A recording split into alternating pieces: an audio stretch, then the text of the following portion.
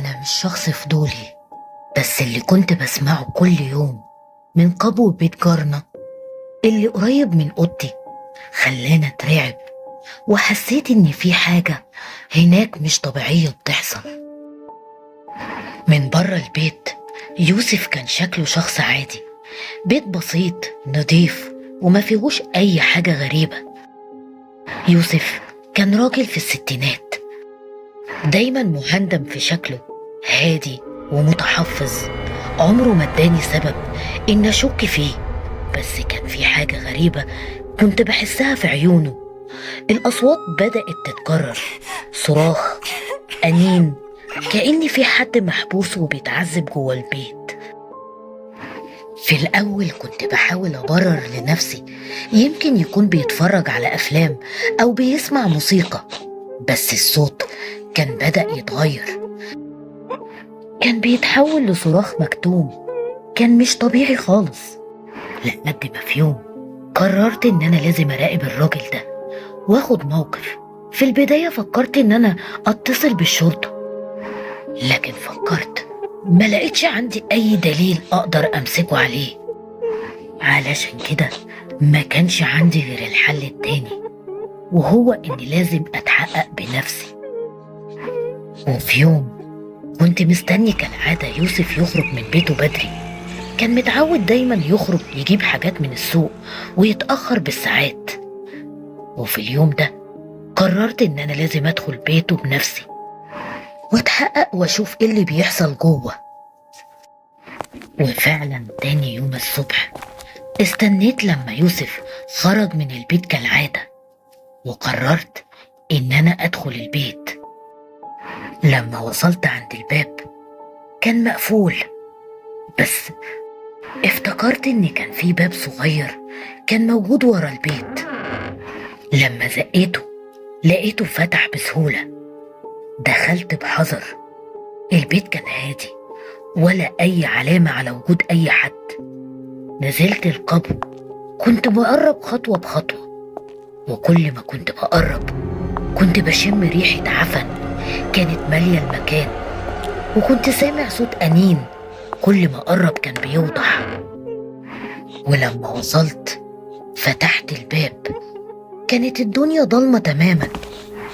بدأت أنزل على سلم القبو، ما كنتش شايف أي حاجة قدامي. مديت إيدي وشغلت زرار النور. وقتها كانت الصدمة، شفت واحدة محبوسة جوه قفص، شكلها كان هزيل جدا، وشها شاحب، وكانت مرعوبة لآخر درجة. والكارثة إن كان معاها 6 أطفال، كلهم كانوا ضعاف وهم محبوسين جوه نفس القفص. كانوا خايفين من حاجة مجهولة، حاجة محدش يقدر يفسرها. الست أول ما شافتني رفعت راسها وبصت لي بخوف. حاولت أقرب منها، بس رجلي كانت متجمدة في مكاني. قاومت لحد ما قربت ناحيتها، ما كنتش مصدق اللي أنا شايفه. حسيت إني واقف قدام جريمة، كان لازم أطلع من هناك قبل ما يوسف يرجع. بس قبل ما أتحرك مسكتني الست دي من إيدي بشدة قوية وقالت: أرجوك ساعدني وافتح القفص، عايزة أهرب من هنا أنا وولادي، أرجوك بسرعة قبل ما يوسف يرجع تاني. وفعلا بدأت أدور على أي حاجة أفتح بيها القفص، بس ما كانش فيه أي أدوات حواليا. وفجأة سمعت صوت خطوات جاية من فوق، كان باب البيت بيتفتح، وسمعت صوت يوسف. ما كانش مفروض يرجع بدري كده. وما فيش ثواني ويوسف فتح باب القبو، كان شاكك ان في حاجة في المكان. في اللحظة دي افتكرت ان انا عملت غلطة كبيرة، المفروض ان كان القبو مطفي النور فيه وانا فتحته.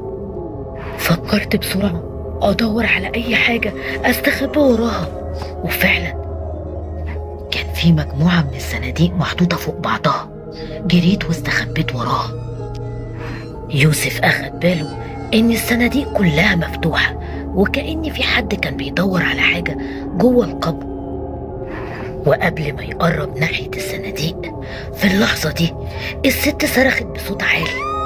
وقتها يوسف اتجنن وابتدى يضربها بعنف من غير ما يتكلم، والأطفال كانوا عمالين يعيطوا بس مش قادرين يتحركوا من مكانهم.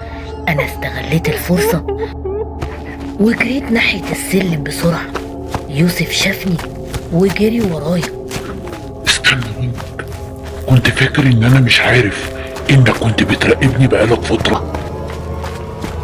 وأول ما وصلت لآخر السلم سحبني بقوة من ظهري وشدني ناحية المطبخ، وخبط راسي في الحيط. حاولت إن ألقط أي حاجة أضربه بيها، بس ما كانش فيه موجود حاجة غير إزازة محطوطة على ترابيزة ومكتوب عليها حمض الليمون. أخدتها وطلعت أجري بسرعة، لكنه قدر إنه يمسكني بقوة وحدفني من على سلم القبر. ولما وقعت نزل هو ورايا وحاول إنه يضربني، لكن في اللحظة دي ما كانش فيه قدامي غير إني أفتح الإزازة وارمي السائل ده في وشه. وأول ما حدفته جه في عينه وفضل يصرخ من الألم. وقتها عرفت إن أزقه لحد ما وقع جنب القفص اللي فيه نفس الست. وقتها الست دي مدت إيديها ناحيته وعضته بقوة ناحية رقبته. أنا استغليت الفرصة وطلعت أجري من القبر وجريت على بيتي. قفلت الباب بسرعة واتصلت بالشرطة، ومفيش ثواني الشارع اتملى بالعربيات والظباط دخلوا البيت. ولما نزلوا القبر اكتشفوا كل حاجة. يوسف اتقبض عليه، وشه كان مليان بالدم. بعد التحقيقات عرفوا ان الست دي كانت بنته، والأطفال دول يبقوا ولاده. القصة دي ما كانتش سهلة على أي حد ممكن يكون عارفها. كنت حاسس بغصة في قلبي، إزاي واحد ممكن يعمل كده في بنته وعياله. مرت الأيام وأنا مش قادر أنسى اللي شفته. الست دي والأطفال اتحرروا أخيرا،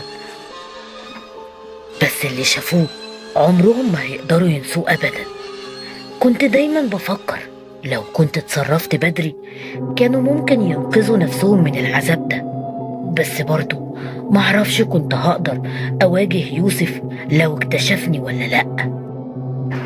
القصة دي بتعلمك حاجة مهمة، إن الشر ساعات بيكون ورا وجه هادي، ورا باب بسيط زي بيت جارنا. وبعض الأسرار لما بتخرج للنور بتكشف ليك حقيقة مش ممكن تتخيلها. لو وصلت معايا لحد هنا فده معناه إنك من الناس اللي بتحب تغوص جوا الظلام وتكتشف الحاجات اللي محدش بيقدر يستوعبها. ما تنساش تعمل لايك واشتراك في القناة، لأن اللي جاي أظلم وأبشع وأكتر رعب من كل اللي فات.